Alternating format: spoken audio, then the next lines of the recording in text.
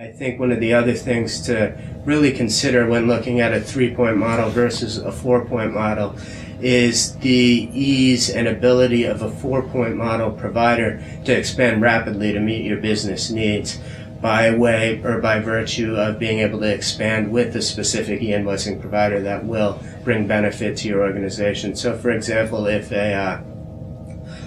a new energy division is looking to expand into the oil and gas vertical, there are many established oil and gas e-invoicing network providers out there with very good hit rates on the typical suppliers that make up high volume transactions in the oil and gas industry. So when you look at situations like that, it's much easier for a interoperable or 4-point network provider to easily plug into one of those high volume transactions. You typically found in the past that e-invoicing networks were highly verticalized, and this interoperability agreement and helping to push and influence these standards, which many of these 4-point organizations are doing, allows for a global collaboration and ease of thinking big, starting small, and scaling quickly, right? So you're able to plug in a lot of these different who used to be vertical specific players who have great transactional volume in their verticals, for example, healthcare, medical, pharma, professional services, oil and gas, whatever the manufacturing, automotive industry, whatever the vertical may be. It's easy to begin to plug into those vertical specific e-invoicing providers who don't operate on a closed network and protect heavily their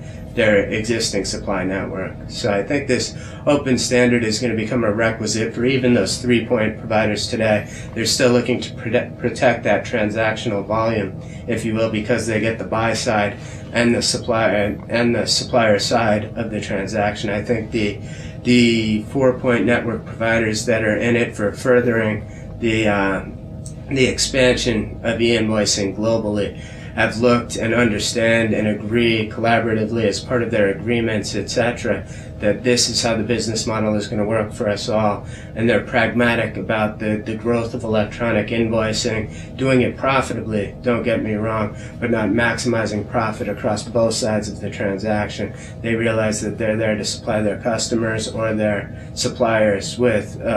solid solution that's not going to force them to subscribe to 50 different providers, which will again induce the inefficiencies that you see in the 2-point model at the beginning of the e-invoicing revolution, if you will, and then the 3-point model as the networks began to scale and find those cost prohibitive constraints again. So I think the 4-point model is the frame-breaking innovation, if you will, that's going to allow the e-invoicing to scale to 80 to 90 to even 100% of